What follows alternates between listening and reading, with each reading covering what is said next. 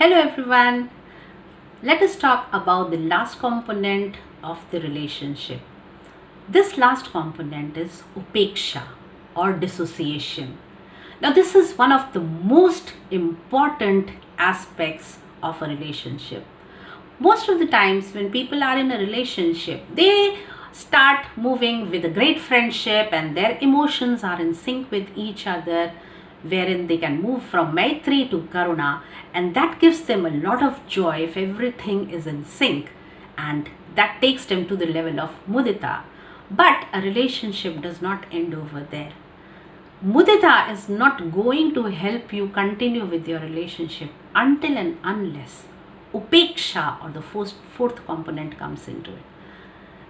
Upeksha means dissociation. Now, we are talking about building relationships, so why are we talking about dissociation? Does dissociation not mean breakup? No, not at all. Dissociation does not mean disinterest or breaking off. Dissociation simply means non-interference. Now, what happens generally is when we are great friends with each other, when we are totally compassionate towards each other and we are feeling happy, we tend to become interfering in each other's life. This is where Upeksha or dissociation comes into being. You have every right to be interested in the other person's life, but you do not have the right to interfere in their lives. So being interested is totally different from being an interfering person. So when we say about interference, what do we mean by interference? Interference simply means that you are trying to modify a person's life according to your wishes and your wills and whatever you think is right. So you are trying to mold them according to whatever you think should be the right behavior. That is what interference is all about.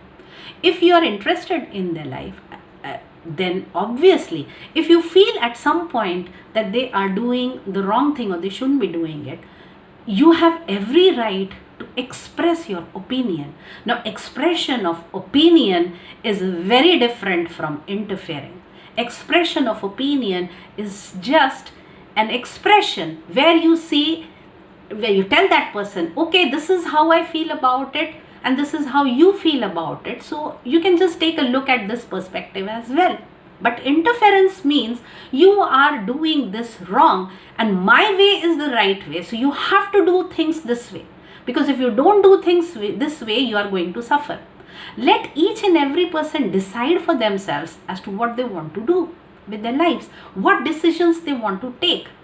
Let them take their own decisions. Let them be responsible for their own decisions. If you feel as a well-wisher that yes, this is somewhere that they can go wrong, it is very right, very correct on your part to express your opinion. So please express your opinion, go ahead.